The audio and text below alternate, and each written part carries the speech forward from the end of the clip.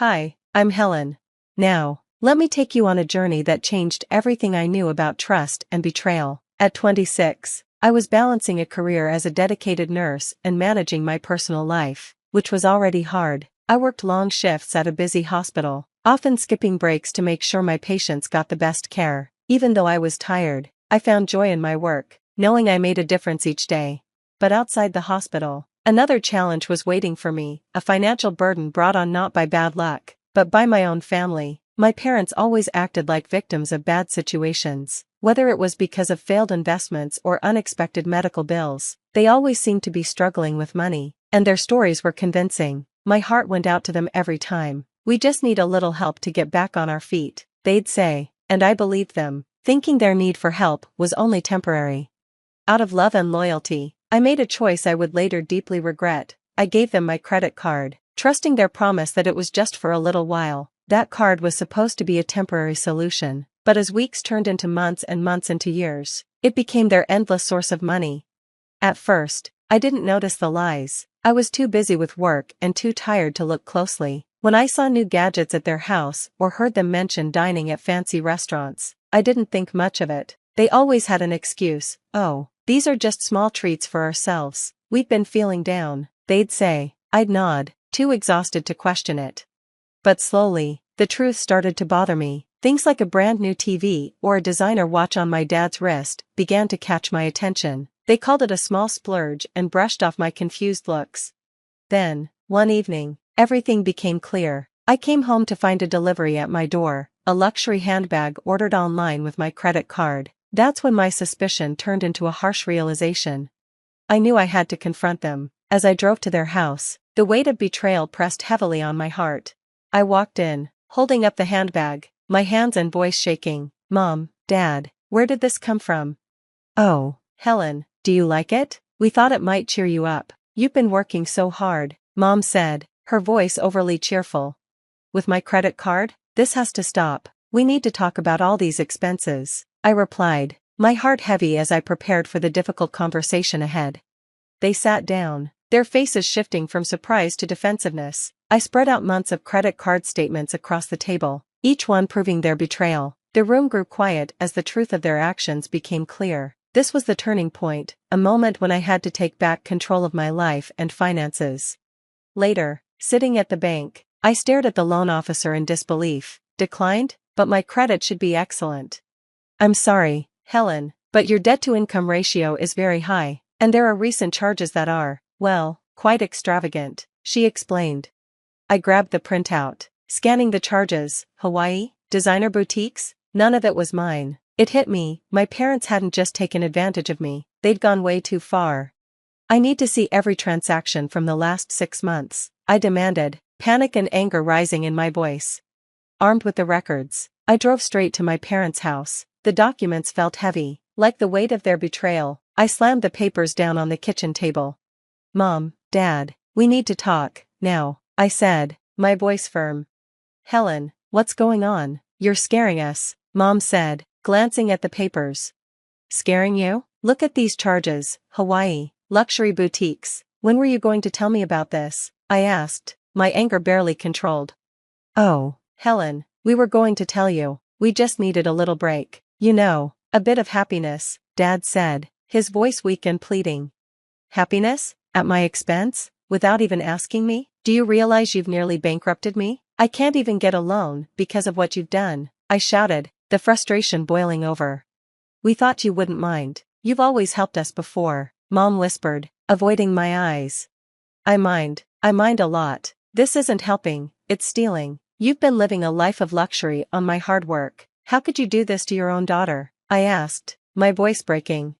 Their silence was all the answer I needed. Their eyes stayed down, unable to meet mine.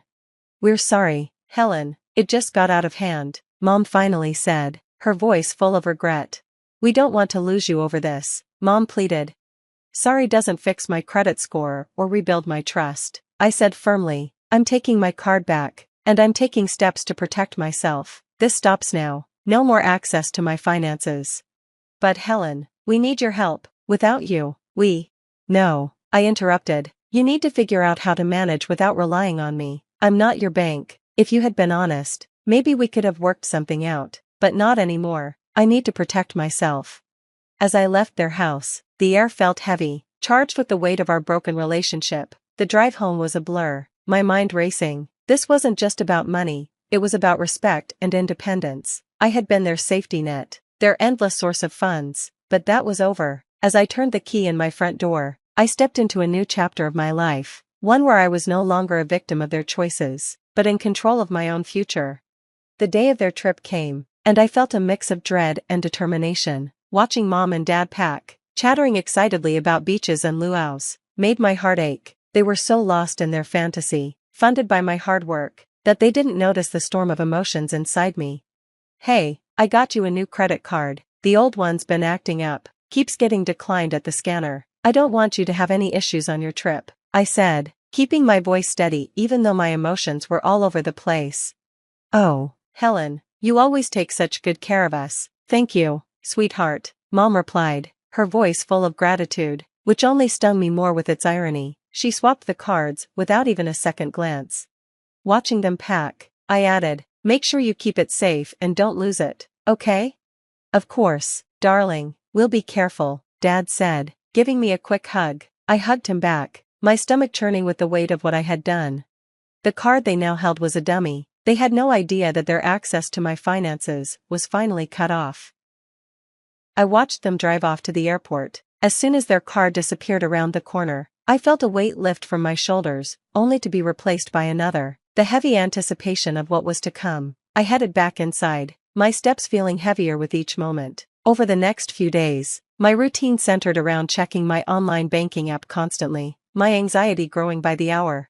Then it happened. The first notification popped up, a charge attempt at a luxury resort for a lavish dinner, declined. I exhaled a breath I hadn't even realized I was holding. Later that evening, while I tried to distract myself with a book in my quiet living room, another alert came through. This time, it was for a spa treatment, declined again. I could almost picture the scene, Mom and Dad, relaxed and unaware, suddenly confused as the spa attendant politely handed back the card, a frown on her face.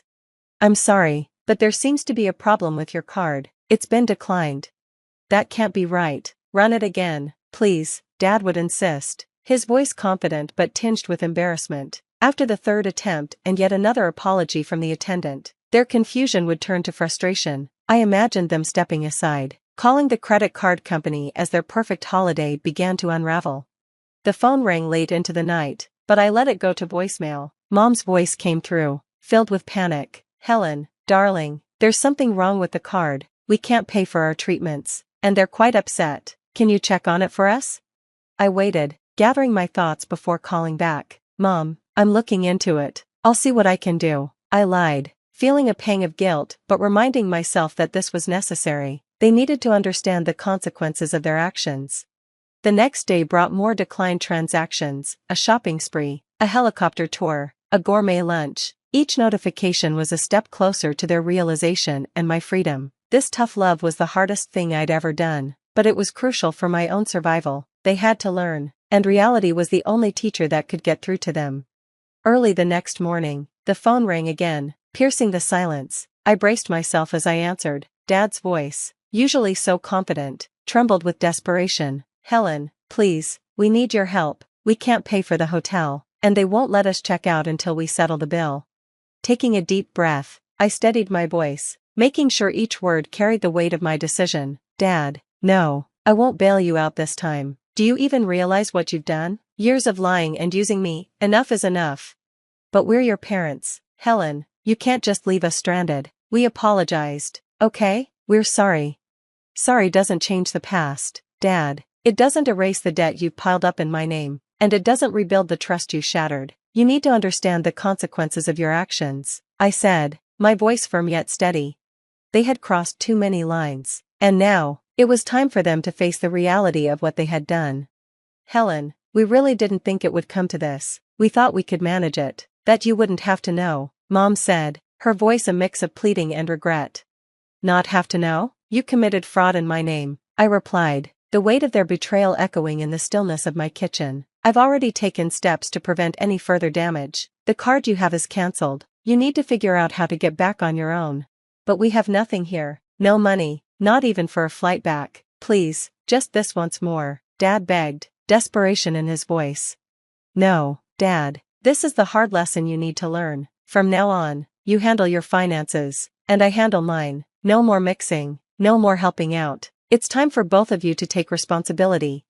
As their protests grew more frantic, a pang of sorrow hit me, for the parents I thought I had, but that feeling was quickly overshadowed by a stronger sense of duty to myself. I need to go now. I hope you find a way back, and I truly hope you learn from this. Goodbye, Mom and Dad. Hanging up the phone, the finality of the moment settled over me like a heavy blanket. The bridge had been burned, the ties cut. It was a decision shaped by years of hidden exploitation, now painfully exposed. I sat down, a swirl of emotions taking hold, grief for what was lost, but also a new sense of freedom from the financial chains I'd unknowingly worn for so long. The house was quiet, too quiet, as if it, too, was breathing a sigh of relief. This was my new reality, no longer a victim, but a survivor, no longer a daughter manipulated by guilt, but an independent woman stepping into a future I would control. I stood in my modest apartment, watching the sun dip below the city skyline, the weight of my decisions wrapped around me like a cloak. It was done. The calls to my credit companies, the fraud alerts, consultations with a financial advisor, every step carefully planned to secure my future. In the quiet of my living room, I dialed legal services, ready to hold my parents accountable, not out of spite, but necessity, to prevent future betrayals. Yes, I'd like to discuss options for financial fraud committed by family members, I said to the person on the other end. Their reassurances were a balm to my frayed nerves. With each action, I felt the chains of my old life, one defined by their needs and deceit, fall away. I was forging a new path, one that was finally mine. Filling out the paperwork for the fraud report, my hands were steady. I detailed the years of financial abuse, and as I submitted it, it felt like closing a door that had let in nothing but storms. This is to protect my future, I reminded myself, the mantra easing the sting of reporting my own parents. The days that followed were a blur, meetings with my bank to restructure my accounts, setting up new, secure financial protections, and therapy sessions to work through the guilt and betrayal that had knotted up my thoughts. One evening, after a particularly long day, I walked into my apartment and felt, for the first time in years, a sense of peace. I found a letter slipped under my door. It was from Mom and Dad. My hands trembled as I opened it, half expecting pleas for forgiveness or more manipulative excuses, but instead, it was an apology, real, or at least as real as it could be given the circumstances. We understand now the pain we've caused, they wrote. While we can't undo the past, we hope you can find it in your heart to forgive us someday. We're getting the help we need to manage our finances and our lives. I let the letter fall onto the counter, a sense of finality washing over me. Forgiveness seemed like a distant and winding road, not something I was ready to travel just yet. Right now, it wasn't about them, it was about me. It was about healing and building the life I deserved. That night, as I sat watching another sunset, a cup of tea warming my hands, I felt a profound peace settle within me. The ties that had once bound me were not just loosened, they were severed, leaving me free to create a future on my own terms. A future not dictated by guilt or manipulation, but one driven by my own choices, integrity, and the hard lessons I had learned along the way. Freed from both financial and emotional turmoil, I was no longer just Helen the daughter, the nurse, or the enabler. I was Helen the survivor, the architect of her own destiny. As the sun disappeared, leaving the sky streaked with colors of hope, I knew I was exactly where I needed to be, free. Now that Helen has taken bold steps to free herself from financial and emotional manipulation, how would you handle a similar situation with someone close to you? Would you be able to make the tough decisions necessary to protect yourself? Let's discuss in the comments below. Share your thoughts and experiences. If you found Helen's journey inspiring or thought-provoking, don't forget to like this video and subscribe to our channel for more stories like this. Your support helps us bring these important narratives to light. Thanks for watching, and I look forward to reading your comments.